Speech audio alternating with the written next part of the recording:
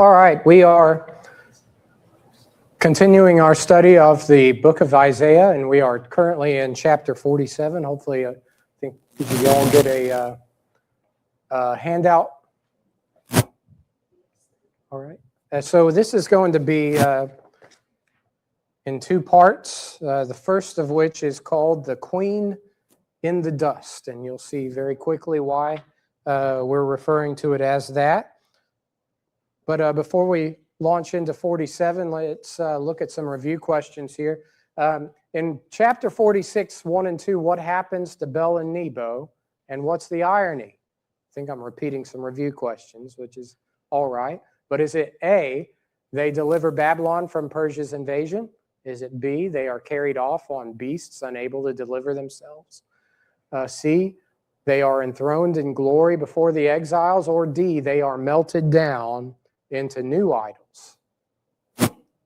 B, they are carried off on beasts unable to deliver themselves. They were supposed to deliver the Babylonians. They put their trust in Bel and Nebo, but they were unable to deliver them, unable to deliver themselves, and they were found that they were carried themselves. Question 2, what was Isaiah's chapter 46's big idea? Is it A, idols are more reliable because they are visible? You can see them, you can touch them. Or B, God shares his throne with any idol man creates. C, a carried God cannot carry you. Or D, Babylon's gods were destroyed before exile began. C, a carried God cannot carry you. The gods of Babylon must be borne on weary beasts. The God of Israel bears his people from womb to old age. It says, from the belly to the hoar hairs, he says. Question number 3, where did we see 46's I am he? In Hebrew, that's ani hu, pointing forward to Christ. Was it John 8:58? Before Abraham was, I am. Genesis 1:26. 1 Samuel 5, 1 through 4, or Proverbs 16:18. See? John 8:58. A. So I don't know why I didn't delete the actual quote there, but there it is. All right, exactly. Where were you guys? That's before Abraham was, I am. So the same unchanging I am God claims for himself in Isaiah is also the identity that Jesus claims by right. And so keep it in mind. In chapter 47, Babylon tries to steal that very phrase. And we'll see how arrogant that is. So I want to first of all ask you, what is more powerful? Is it more powerful to be a puppet master, to where you can, you pull the strings and your puppets do whatever your will is to do? If, let's say, if humans could be your puppets, is it more powerful to be that, A, or is it more powerful where the people have free will and your will is still done through them? Which is more powerful? B. It's one thing to have absolute control of your puppets, but they're on strings. Then there's another thing if your puppets somehow had free will and they're not puppets anymore, and your will is still accomplished through them. Have you ever thought about that? Have you ever thought about how God brought about his plan through people with free will? And as I've repeated, God has used the willing, the unwilling, and the unwitting alike throughout history. We saw that with Cyrus. And I think now we are looking at Babylon, opening up chapter 47, and we're seeing that Babylon was very unwilling. And in fact, Babylon thought they were in control. And so that's what we're looking at, opening up chapter 47. So the instrument God used now has some answering to do for itself, I should say. the instrument that God used now has some questions to answer, some explaining to do. So Isaiah 45 named Cyrus 150 years early. Isaiah 46 showed a God who carries his people rather than being carried. And chapter 47 completes this, I forgot what that word means, triptych. I put it in there, should have just, it's the same sovereign who raised Cyrus for Israel's sake now pronounces the sentence on the instrument that he used. So Babylon served God's purpose, but Babylon served not God, but herself. And that distinction is going to mean a lot as we go through this chapter. Another big idea we see here is that patience is not permission. So we can sometimes read, can you see that with children? Thinking, I've gotten away with this so far. I'm going to keep getting away with this. I'm going to continue doing what I'm doing because I'm getting away with this. And we think that way as humans sometimes. We think, I'm doing this, I know it's wrong, but I'm getting away with it. I'm just going to keep getting away with it. Right? Is that an attitude we see in humanity? It was an attitude that we see with Babylon. And what we'll see in this chapter is Babylon's catastrophic fall was not some geopolitical accident. It was the consequence of a pride that confused God's patience with God's permission. And it took the fact that it mistook sovereignty over nations for sovereignty over consequences, thinking, I've got control here. I can do what I want. I'm free from consequence. And that's something power does to people. Unbridled power is a dangerous thing. So when we go through this, and we, of course, know and have studied who God is, and maybe the Babylonians have done less of that, but we still can, if not careful, can garner this kind of attitude. But we need to continually ask, is this God's patience or is this his permission? So Babylon, we'll find, is going to say, I shall be a lady forever. And we'll talk about what that means. But Babylon's not boasting here, not just a boast, but it is a settled conviction. Thinking, I'm just going to continue to get away with this. I have the power. So we'll want to ask ourselves this evening, where is our own life? Where in our own life have we confused patience with permission to continue in it? And what would it look like to lay it to heart as Isaiah tells Babylon before the final consequences arrive? We'll look at this really in the next part of this lesson, the fact that Babylon is a cult. Babylon is known, or was known, as very advanced in astrology and other things, but they used these things in a very superstitious manner. They should have said astronomy. They were very advanced with astronomy, but astrology, we know the difference between astronomy and astrology. Science versus this new age kind of idea. Well, I don't know if it's new age, but you read your horoscope, right? And are you a Virgo? Are you a Taurus? Are you?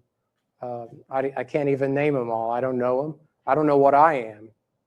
I was born in March, so I don't know what they would say I am. A what? A Pisces. Okay. You know what that means? Nothing to me. Oh, you're a Scorpio, but you don't get the Scorpio. I wonder why. Right. Yep. I think I had a lady in my office a long time ago tell me what I was, and yeah, like Mike said, oh well, that explains some things. No, it doesn't. It doesn't. So, astrology. So it was a state enterprise. Astrology, divination, sorcery were functions in the Babylonian court. The Chaldeans, they were professional astrologers. They looked up at the sky and they advised the king on policy. And it's crazy that people still do that today, isn't it? But then you have a false narrative given. When Nebuchadnezzar took Judah captive in 605 to 586, this is what Isaiah is pointing forward to, yet future when Isaiah is giving this prophecy. But when Nebuchadnezzar finally takes Judah captive, it would appear to them that Babylon had defeated not just Israel, but also Israel's God. So they looked at gods as being regional gods. The Philistines had Dagon. The various regions had their own gods, and when you conquered another region, their idea would be your God's more powerful, right? In fact, the Assyrians I think we've discussed, took over Israel, and then had some problems in that region even after deporting many of the population, and they came to the conclusion, oh well, their gods are causing mischief. We better send some of their followers back. And you had Jewish or Hebrew mixing with some Assyrians there, and that's where we get the Samaritans, if you remember that. But the false narrative there is we took over Israel, so we must be more powerful than Israel's God. And in fact, in verse 5, we'll see the mistress of kingdoms being mentioned. That is their own view of themselves, their own self-image. And royal inscriptions routinely describe the king and city in terms of eternal supremacy. They viewed themselves as gods. And so a false narrative by Babylon, and we'll look closer to that in the second part of this series. Wonder if I could have someone, hold on. So the context of this, I mentioned it in the devotional this evening. The form of poetry here is one of weeping. And you ever heard that term, dead man walking? Is a dead man walking? That means, yeah, he's walking now, but he's certain he's going to die, basically. So they are giving a funeral song for a Babylon here, while Babylon, well, this is before they're even in power. And Isaiah is giving this funeral song, a lament song. This word, the Jewish poetry word, kina, a lament sung over someone not yet dead. And so in chapters 44 through 45, we saw God's sovereign right to use Cyrus was established. We saw in last chapter how that Babylon's gods, Bel and Nebo, were dismantled. And then in chapter 47, Babylon is addressed as a nation or a person directly, and they are addressed as though they are a dead man walking. And then in chapter 48, a call to flee to Babylon will close these chapters from 44 through 48. So in these two sessions, we'll first talk about verses 1 through 3, a dethronement. Babylon is commanded to descend from the throne. Who put them on the throne? God put them there, right? He can take them down, and he will take them down. Verse 4, we have a doxology, that is a song of praise. Our Redeemer, Lord of hosts, Holy One of Israel. Then we'll talk about those three titles. Verses 5 through 6, we'll talk about the overcorrection. God gave Judah to Babylon because Judah needed discipline, and Babylon then showed no mercy. They crossed the line. And so we'll talk about the overcorrection there. Verses 7 through 9, we'll see the fatal assumption that Babylon had. I shall be a lady forever. But then we see that they are going to lose loss and widowhood in one day. So verses 1 through 3, I wonder if I could have someone read verses 1 through 3 of chapter 47. Come down and sit in the dust, O virgin daughter of Babylon. Sit on the ground without a throne, O daughter of the Chaldeans. For you shall no more be called tender and delicate.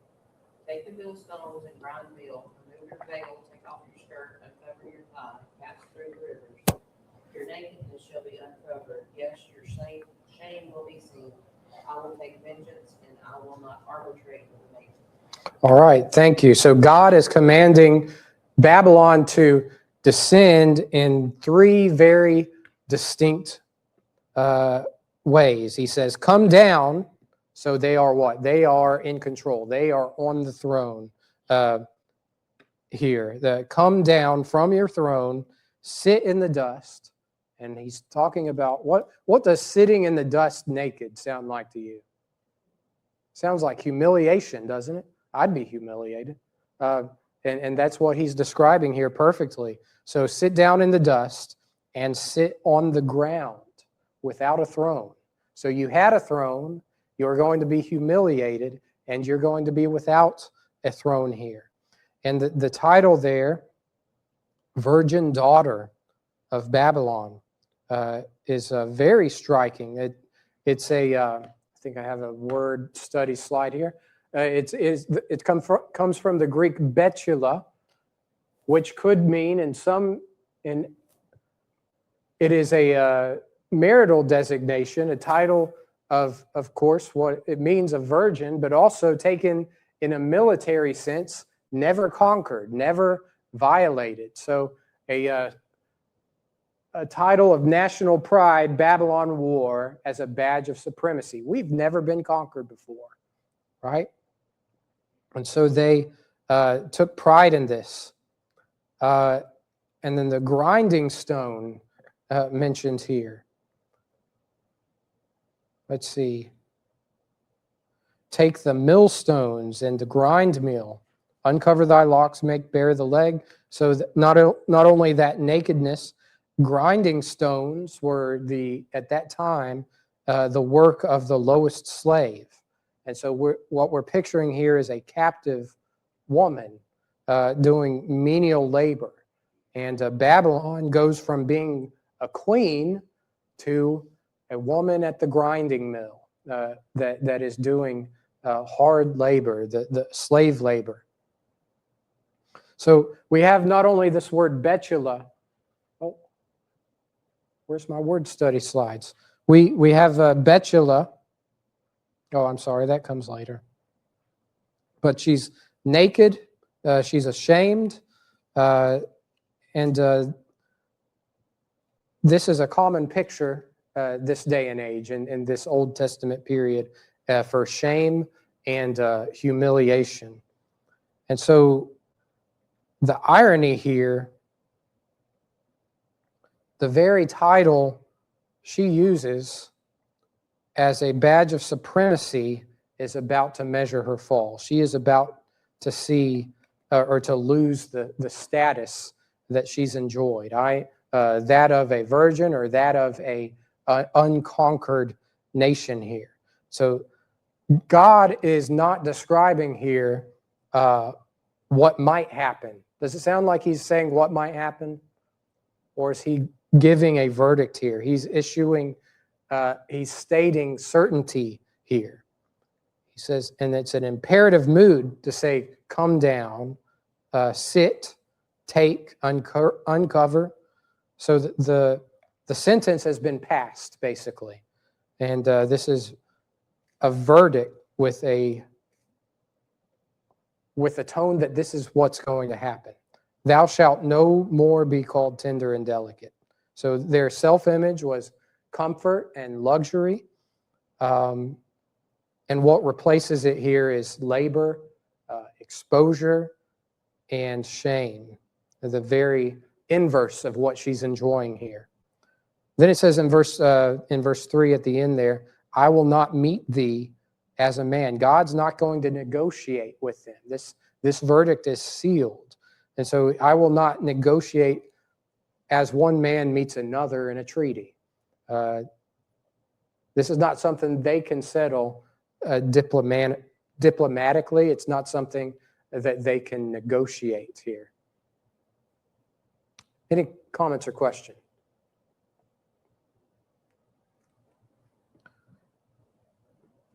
All right, so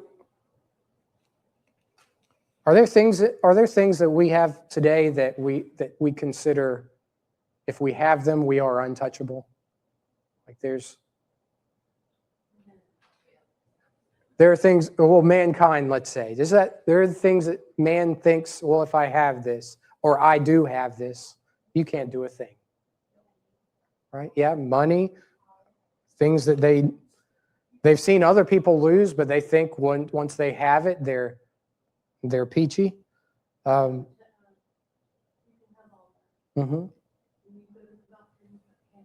Mm-hmm. Yep. What are you going to do then? Yep. Absolutely. Very good point. So we could have social position. Can you lose social position? Yeah. You could have financial stability. Can you lose that? And like you said, if you have both of those things, you get a terminal diagnosis, you've lost them, haven't you? You've lost hold of that. And so we need to be careful what we mistake for armor, because Babylon mistook something for armor. The fact that they controlled the known world at that time made them feel like they were untouchable, but they were not. Because God claims the verdict. Let's look at verse 4 here. Chapter 47, verse 4. As for our Redeemer, the Lord of hosts is his name, the Holy One of Israel. So this is a sort of a song that is taunting Babylon, and then suddenly the perspective shifts here. As for our Redeemer. And so this is, you could say, the believing community speaking here. And so here he stops to praise God. And there are three titles being given here. The first of which is Goel, which we've looked at before, actually. Our Redeemer. Remember the Redeemer kinsman? The near kinsman with both right and obligation to buy back a relative fallen into poverty or slavery. And we see that in Leviticus chapter 25. Boaz for Ruth is another picture of that. And here, God again, and he does this frequently in this grouping of chapters, he claims that for Israel. You have Goel, the Lord of hosts. He's the commander of every rank of created power, heavenly and earthly. He's the might, the ability standing behind the claim to redeem. So he says, I'm the Redeemer. I have the ability to redeem.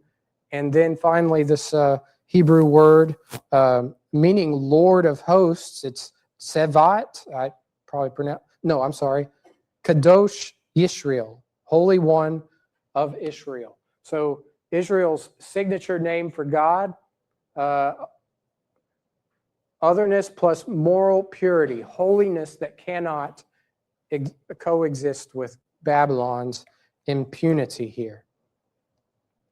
So the pronoun our is also significant there. As for our Redeemer, and that's the voice of the people that God is disciplining through Babylon. Remember, this is before Babylon takes power and takes Judah into captivity. But now those people that are being disciplined by Babylon are confessing that the same God who handed them over to Babylon is now redeeming them.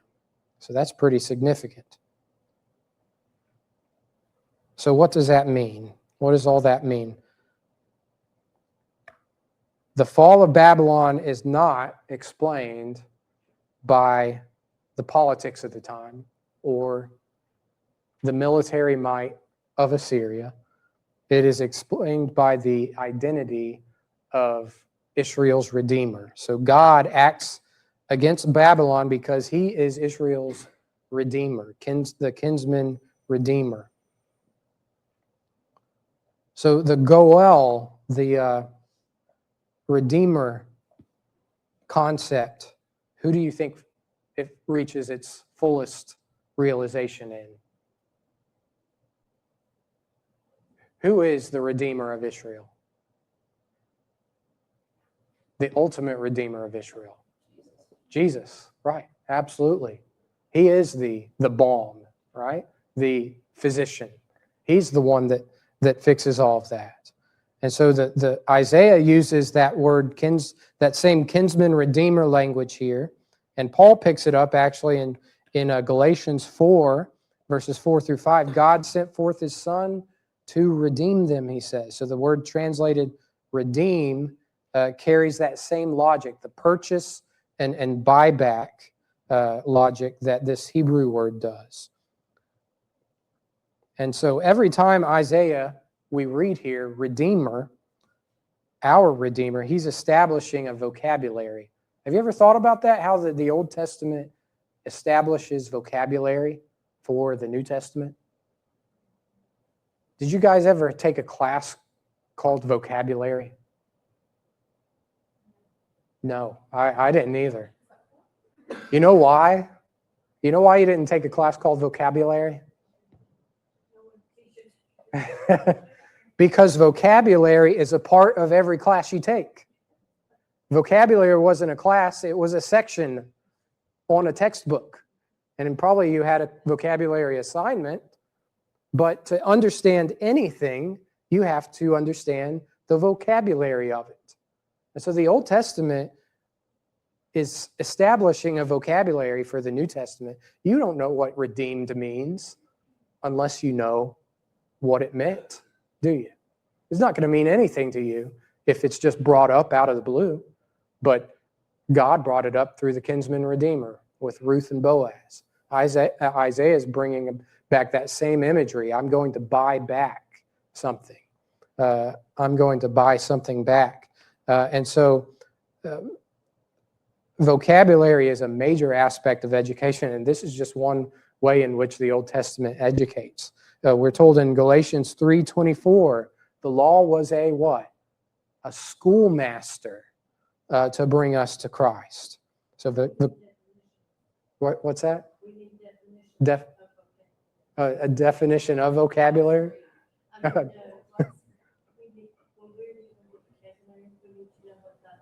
Mm-hmm. Oh, right, yeah. If you don't know what a word means, then what's been communicated is not communicating, is it?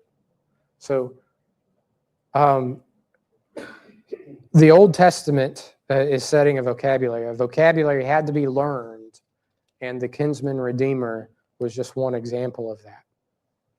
Second bell or first? That was the first bell, right? I don't think we're going to get too far into point 3.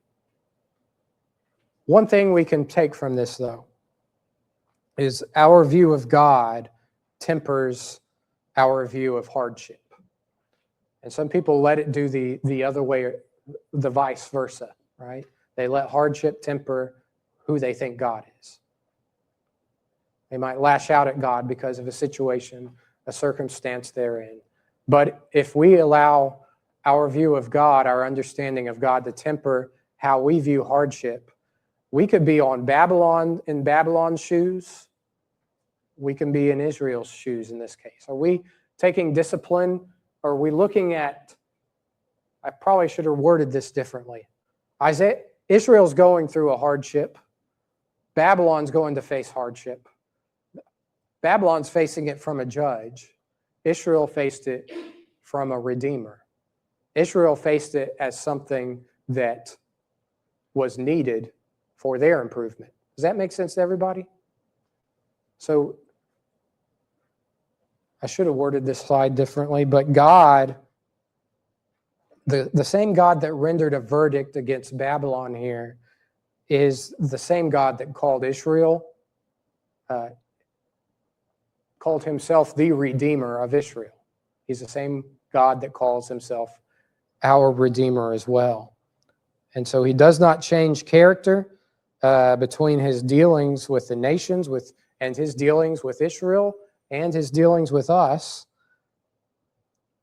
But he is the one that buys us back. And that is not a small thing when life is hard, right? We're not being punished when, I want to be clear about that. When we experience hardship, that's not God punishing us. But how we face that hardship ought to be tempered by who we understand God to be. Yes.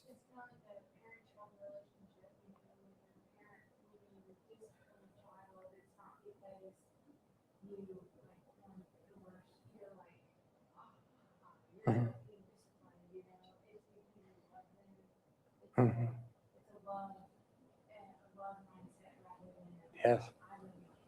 Yeah. Lord loveth those whom he chasteneth, right? So keep that in mind. And next week we'll open up God's exposing the overcorrection that Babylon did. So Babylon was given the task of disciplining Judah, whether they realized they were given that task or not, and they overdid it. They overdid it tremendously, and God is going to correct that, and we'll look at that next week. Thank you all for your attention.